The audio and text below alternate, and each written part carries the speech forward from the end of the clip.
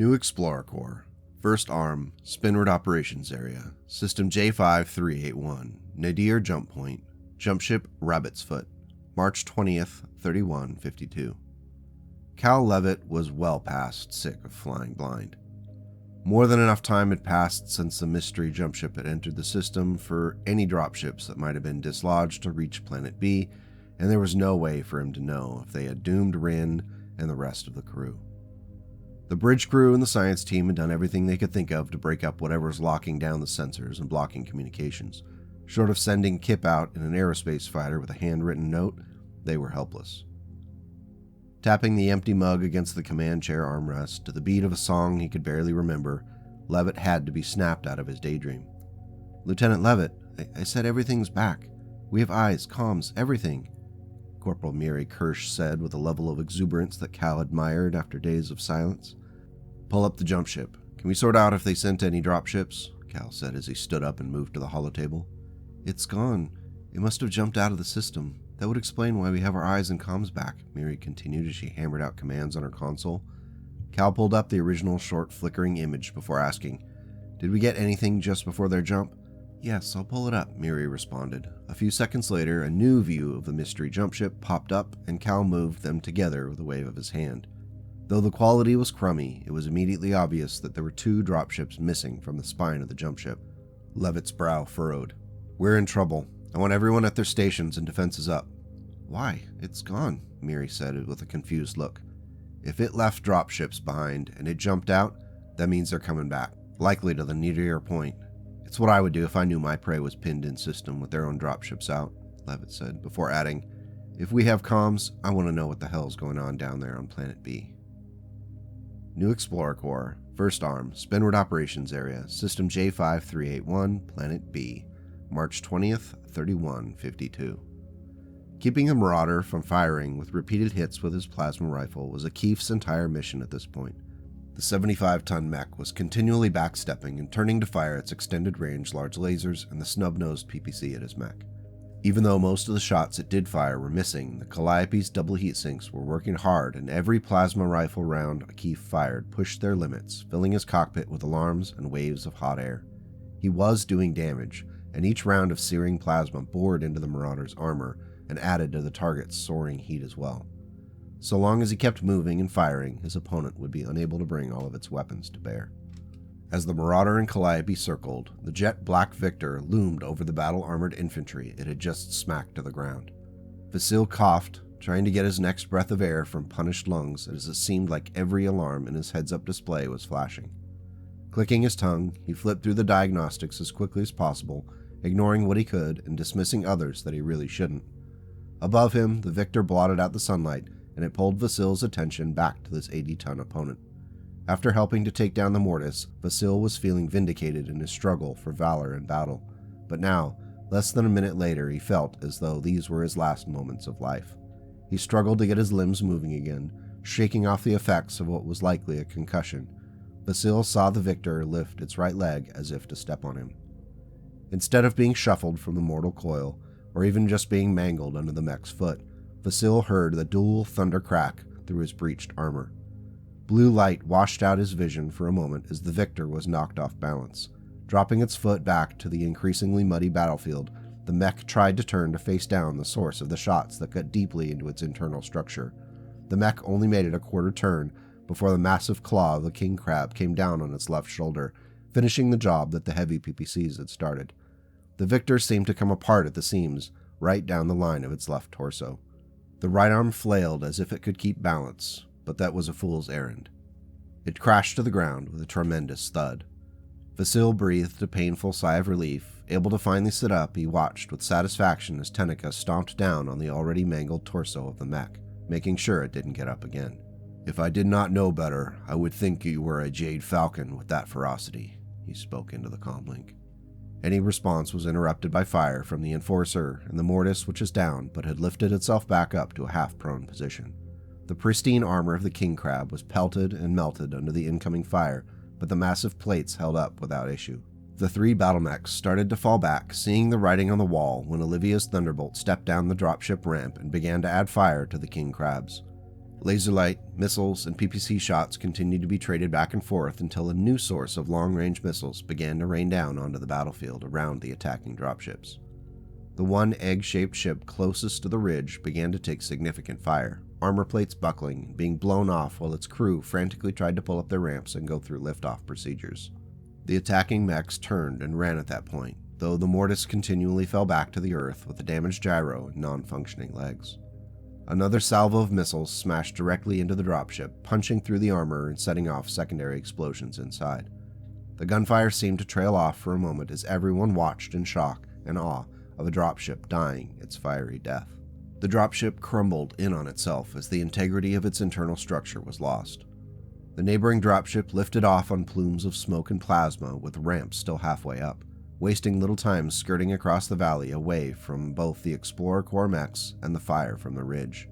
The feeling of victory was short-lived as the next flight of missiles from the ridge headed towards the Akrai.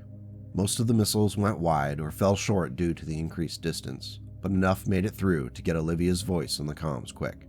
"Akif, get up here quick and stop whatever it is that's shooting at us. We'll hold off our new friends and collect the captain." "Roger Dodger," Akif said, finally backing away from the dance with the Marauder and making a break for the ridge. "Vasil, are you okay?" Tenek asked, unable to see the elemental from the vantage point of the King Crab's cockpit. "My armor needs repair. I will survive. We need to get the captain back to the ship. She has extensive injuries," Vasil replied as he finished pulling himself back up to his feet. His battle armor was barely functioning, and not happy with him for a half-dozen really good reasons. "Where's May? Did you see her go down? May, are you on the comms?" Tanaka asked, suddenly realizing the commando was nowhere to be seen. Another flight of missiles streaked towards the Akrai, but Olivia was there to put herself in harm's way. Only a couple of missiles struck the ship, blasting away armor. The Thunderbolt looked unblemished, though it was clear the knee actuator was still on the fritz with each awkward step.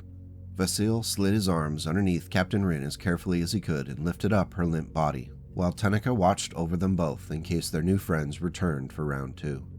The Mortis continually tried to drag itself back from the fray, finally stopping and slumping to the ground as if exhausted.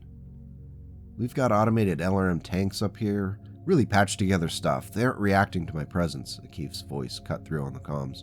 "I stomped one pretty good and the other one should be down in a few seconds." Olivia responded. "We have a chance to get out of here. Let's go." There was no disagreement. While Vasil walked Rin to the Eulalia, Tenica guarded the dropships, and Olivia walked out onto the battlefield.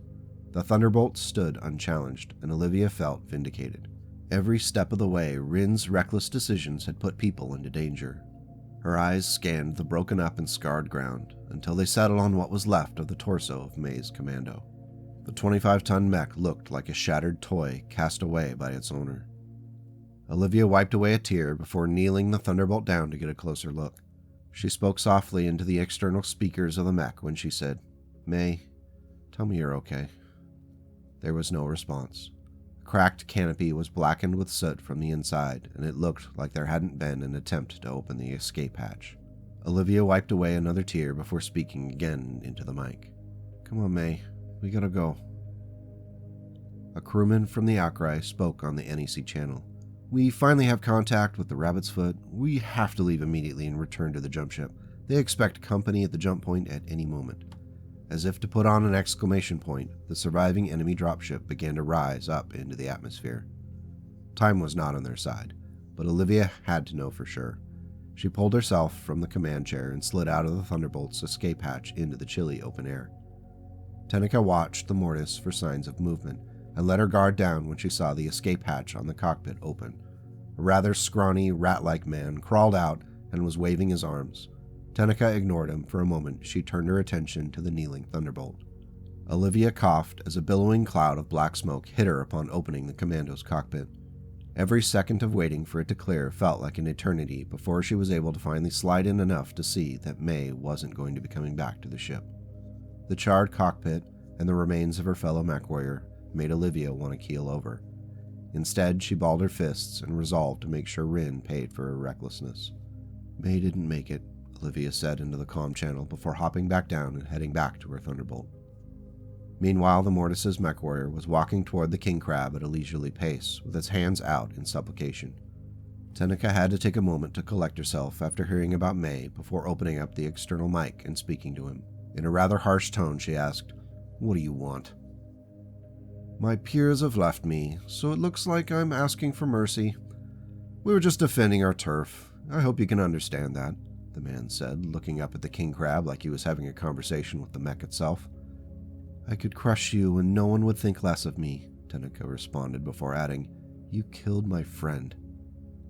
The man looked back at the fallen victor and then at his mortis before stating, "Looks like you took a life already today too, and you trashed my mech. Plus my boss is going to kill me anyway when she finds out that we lost a dropship." "We should take him with us. He could be useful at the jump point," Vasil said as he walked back down the ramp unaugmented. When Vasil reached the dispossessed Mechwarrior, he roughly grabbed him by the shoulder and marched him up into the dropship. "Do we have time to grab the Helios and Grim Reaper?" Tenica asked as Akif's pockmarked Calliope made its way back across the valley floor. "Yes," came an unexpected reply from Olivia. She clarified, "We might need to barter with them, as the other dropship has a head start to the jump point." In less than an hour, the battle mechs were packed away neatly in the dropships, along with a few crates of ammunition. The rest of the haul from the secret supply depot was left to sit in the snow and wind. New Explorer Corps, First Arm, Spinward Operations Area, System J5381, Nadir Jump Point, Jump Ship Rabbit's Foot, March 21st, 3152. "We have confirmation from the Akrai and the Eulalia that they're on their way back to the Rabbit's Foot," Corporal Kirsch said, leaning back from her command console to get Levitt's attention. He nodded and felt some relief, knowing that both dropships were still functional and were on their way back. Every second of waiting felt like a week, and the crew had been on edge waiting for the other shoe to drop with the mysterious jump ship. "Is the other dropship still headed towards the Nadir?" Cal asked while checking the various data feeds on the holotable. Miri nodded, running her hand through her cropped hair in a habit that betrayed the exhaustion she was feeling after not getting any sleep for the past few days. She responded, "Yes, at 2G as well. They'll be at the Nadir a full day before our dropships." "Do we have any updates on the captain?" Cal asked, his brow furrowing as he asked the question. "The Mechwarrior Tenica said that the captain is pretty rough off with broken bones and a punctured lung. She's going to be out of action for a while," Miri said, seeing the pain on Levitt's face as he soaked in the bad news. She added, "The crew's pretty devastated between that and the loss of the Mechwarrior May." Cal's eyes never looked away from the table as his mind ran through the possibilities, timetables, and possible ways this could play out. As the sensor data flickered out, he knew they were out of time. "Lieutenant Levitt, we just lost all incoming data feeds," Miri said as she tried to establish connections with the data drones in orbit around the jump ship. Levitt sighed before saying, "The jump ship's back." End part 15.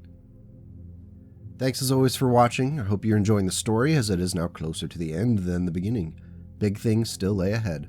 If you want to support this and other creative ventures on the channel, hitting the like and subscribe button is a free action, and it lets YouTube know to recommend the videos to others. Big thanks to the Ko-Fi crew who are directly supporting the channel. Until we meet again, take care and go make the world a slightly better place today and tomorrow.